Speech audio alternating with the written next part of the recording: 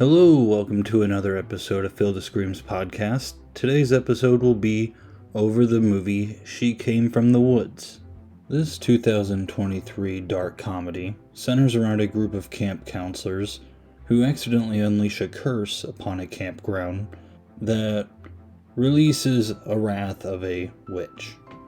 That's basically the plot of this movie in a nutshell. This movie parodies Friday the 13th movies, obviously taking place on a campground. But instead of seeing old Jason Voorhees, we get a curse about a witch. Now honestly, the trailer's what drew me into this movie. It seemed interesting enough. I like Friday the 13th movies. And the trailer seemed pretty funny itself. There's a bit to where people are dying and people are freaking out, and all of a sudden this pizza guy pulls in and he's just kind of like, hey, pizza time, and everyone runs to his car telling him like it's dangerous, and all he sees is yelling camp counselors, and he's like, oh, people are hungry, and it was kind of funny. It kind of gave me Tucker and Dale vs. Evil vibes, so I was like, oh, I need to check out this film. Now I'm going to give spoilers, so if you want to see this movie and you haven't yet, go ahead and pause this and go check out the movie, and you can come back and listen to this. So this is your warning. Okay, so in this movie, just like any other dark comedy, there are some funny bits, and there are some horror bits. But usually a good dark comedy kind of knows which realm it's wandering into. It knows when it wants to be dirty and scary, but it also knows when it wants to be funny. With this movie, I don't think it really knows where it's going sometimes, just in terms of tone. There are times to where it seems like it's trying to set up a funny scene, and then it tries to take itself really seriously. And usually when you have films like this, it's kind of hard to balance those two things. You gotta pick a direction. You know, is it going to be a straight up parody, or is it going to be a little more serious film with just a few laughs? This film, I'm not quite sure which one I was going for. Let's start off with the family that owns the campground itself, the McAllisters.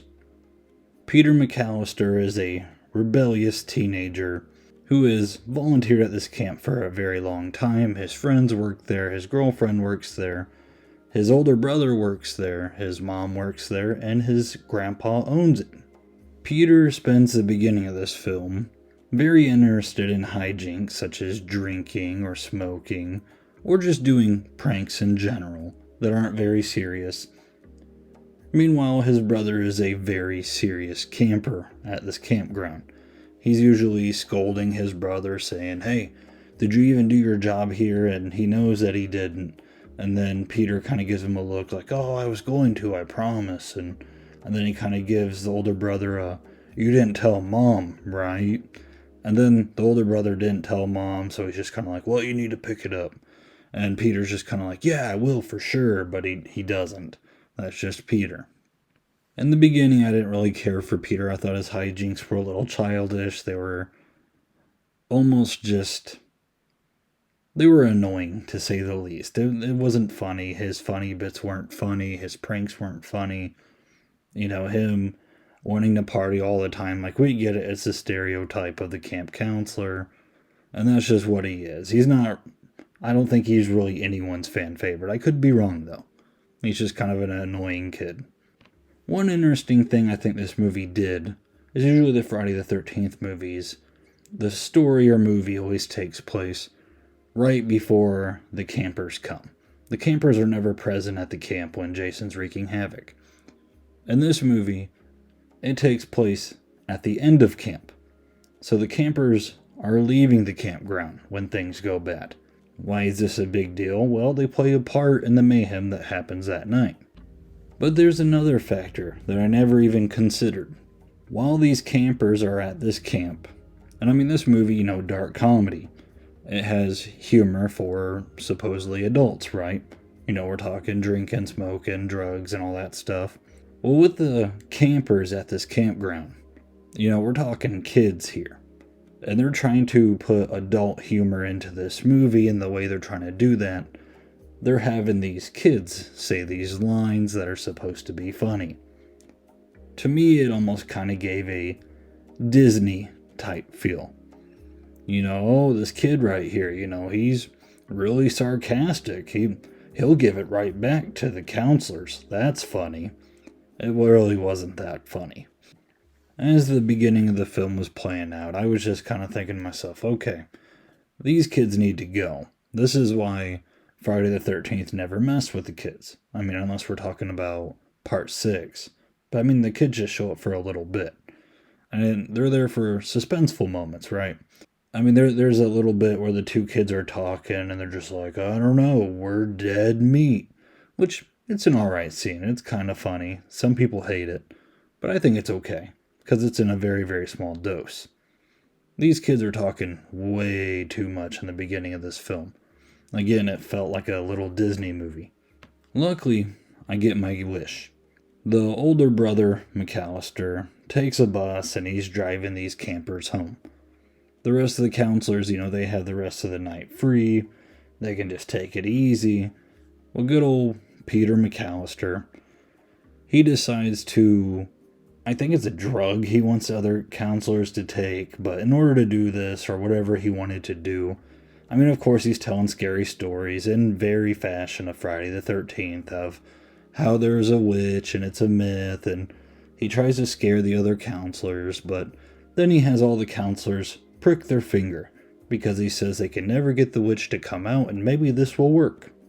So they all prick their fingers and they go about their business, and one of the counselors who has a crush on another girl at this camp, he goes up to her and tells her that he wants them to be a thing for that summer, and she's kind of like, well, I have a boyfriend, I can't, and she rejects him. And I was just kind of like, oh, I didn't see that coming. Okay, whatever. And I'm waiting for the witch to come out. Now, keep in mind, throughout the film, to this part, it still feels very Disney to me. Yeah, they have adult humor. They have very crass jokes. They're making sexual jokes, drug jokes, you name it. Like, it's just kind of immature humor a little bit. But then the camper who was rejected goes up behind this girl as she's talking to her friend, pushes her over, bashes her head open, and throws her into a fire. Now, this was a pretty out of left field violent scene. One of the other counselors jumps up, stabs that guy, and kills him. So now we have 2 dead counselors. I was mostly okay with this sudden event of violentness because it didn't feel like an episode of Austin and Ally anymore. I felt like I was actually watching a scary movie. So from this moment in this scene, we start seeing different weird things start happening because, of course, them pricking their finger activated the curse that's over the campground, and the witch is like ruining stuff now. Like, she's killing counselors left and right. The campers that the older brother was driving back, his bus breaks down, he's trying to fix it, the kids start acting weird, and then the campers become like possessed, controlled by the witch. The possessed campers, they run into the woods, they don't even go for the older brother McAllister, and they go into the woods and they start looking for the other counselors. There was one really cool scene that this movie did do, and it's 2 counselors were walking, and they stumble upon the possessed campers, all just kind of standing around this hole in the ground, and that hole, the witch kind of rises up out of it, and she's far away so you can't really see her. Then the witch slowly points at the 2 counselors, and the possessed campers run at the counselors and attack them. It was definitely one of the top 3 scariest scenes in the movie, which the bar's not that high for this movie, so take that for what you want. Now, in terms of funny parts, there were a few parts that kind of made me chuckle. One of them was when the possessed campers are running at the counselors. One of the counselors picks up a baseball bat and just starts slugging these kids, and they're going flying. It was just pretty funny seeing these little kids go flying and smacking against trees, and then they would just get right back up and go back to attacking them. That was a pretty funny scene. Another funny part, there's this character, he's like a hillbilly, but he almost kind of looks like a biker dude. He has a mullet, and he's just kind of a jerk to everyone in camp. But there's a part to where he just starts losing it, and they're all running from these possessed campers who are just like pulling counselors apart with their bare hands. And they all reach like this door to where they're about to like shut it and lock it so they're safe. And there's one counselor who's like struggling to catch up and get to this room. And they're all like, come on, you can make it, except like this mullet guy. This mullet counselor, he's looking at him and he's going, he's not gonna make it. He's not gonna make it. And then that counselor, like, he breaks free and he's going up the stairs and like he's like an inch from making it. And the mullet guy literally just kicks him down the stairs to the possessed campers to where that counselor dies. Again, it's a dark scene, but I mean, it's funny. It's just so ridiculous, it's funny. So that's another one that comes to mind when I think of actual funny parts in this movie. Speaking of the mullet counselor, he was a very hard character to read. Like, there's some parts where he actually is funny, but then there's other scenes to where like he's so mean and gross and weird that it's just like, I don't know about him anymore. Like, he's very perverse towards girls. And it's not like, sometimes you can do that in a funny way, I guess. Kind of like Tina and Bob's Burgers. That can be funny. But this guy's like not really funny about it at all. He's just like kind of overbearing and he's always constantly trying to get with them. And it's just like, dude, leave them alone. But I mean, like, he's just a very weird character. I mean, he kicks that one counselor down the stairs, which was funny at the time. But then he takes another counselor and like ties him to a tree and like stabs him and leaves him for the witch for like kind of no reason. I think he thought that that counselor was going to be like a sacrifice and he was saving everyone else. I don't know, his reason was off. But then, like, I mean, major spoiler alert, he dies. But before he even dies, like, he catches on fire, and he's like burnt to a crisp and he looks disgusting. And people are like, maybe you should just put him out of his misery. And Peter's girlfriend walks over to him to help. And how does he respond? He squeezes her boob and just cackles. And he does this until Peter's girlfriend has enough and smashes his head. That's literally a scene. As bad and weird as Mullet Man was, he's not even the worst part of this movie. And here's the worst part. Like, this movie starts to ramp up in action and some funny bits, and it feels like it's really getting going at some point. But then there's a part to where Peter asks his mom why this witch thing's happening, and the older brother's kind of like, you didn't tell him? And then, like, Grandpa comes in, and Grandpa sits down, and he's like, oh, have a seat. I have to tell you. And they give this ginormous backstory to this witch. So the family sits around Grandpa McAllister, and Grandpa McAllister is like, oh, way back when the camp opened, we hired a witch to help with nursing campers, or I can't remember what her job was, but I guess Peter's grandma got sick, and that witch lady was supposed to help her. I think that was her job, actually. She was supposed to be the nurse. And instead of helping her, she started giving Grandma poison. And while that was going on, I had a fling with the witch. And then Grandma died, so then I felt bad, and I told her to never come to the camp again. And when I said that, she said she put a curse on this camp. Like, that's basically the backstory in a nutshell. But this carries on for like 20 or 30 minutes, at least it feels like. Peter's sitting there going like, why didn't you guys tell me? I would have taken this camp a lot more serious, and we would have never did that ritual. And they're all looking sad, and the mom's all like, I'm sorry. And the grandpa's like, no, we're all sorry. And like, they're trying to play it so serious, but like, during the scene, I just kind of looked at my friend. I'm like, man, who cares? Like, get on with the movie. Show me a possessed camper. Show me the witch. Show me something. Like, quit going on with this grandpa's story. And it just went on forever. Once Grandpa gets done telling his 5-hour story, We finally get the climax of the movie to where, they're going against the witch and they gotta try to kill the witch.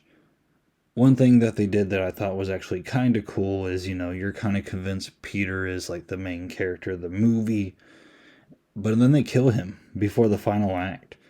And when they did it, I was like, oh wow. And then I'm wondering, well, are they going to try to bring him back? Like make the witch bring him back somehow? And nope, they don't. So, I mean, that was new, and I give them credit for that. Like, that was a pretty daring move, because before it seemed like the movie was kind of centered around Peter. But they're like, nah, we're not even going to take him to the final act. Maybe the director got tired of his shenanigans too from the beginning of the film, so they just killed him off. I don't know. In the final act, we do get to see the witch up close, and I will say that part 2 was very disappointing. I read one review to where they said that the witch reminded them of something from the Scary Movie franchise, and I think that's pretty accurate. The witch isn't scary, it's kind of just hokey. By this point of the movie, it's just kind of like this is the big reveal. Like, we had to sit through Grandpa's story to see this. And it was really disappointing seeing the witch. I mean, I'm getting to the end of my review here, and I know I'm saying a lot of negatives, but I mean, all these negatives could just be gathered in one big pile, and that one big pile is just problems with the tone. If you're going to play it serious, maybe you can have this big backstory with Grandpa preaching. That'd be fine. But it's a dark comedy that doesn't have too many comedic bits. Sure, there's some funny parts, but then it goes off into left field into a very violent or serious part, and it feels just kind of unorganized in terms of tone. The mullet counselor, I really wanted to like him, but he's just too douchey and weird and perverse. I couldn't. I mean, I could, but I don't know. Like, it just too many weird scenes with him. Did I hate this movie? No. Did I have an awful time watching this movie? No. It was very different. But I will say, watching the trailer, I was disappointed because I thought it was going to be a very good parody of Friday the 13th. And it just did not feel like what it should have been. Now, I do know there were some people that did give this movie a good review, so there are people that do like this movie. And if you like this movie, that's great. Everyone has an opinion, and I'm just giving mine. That doesn't mean yours is wrong. But I was just trying to lay out of what I took in from this movie, and I just felt like I got a lot of disappointments. There's some funny bits.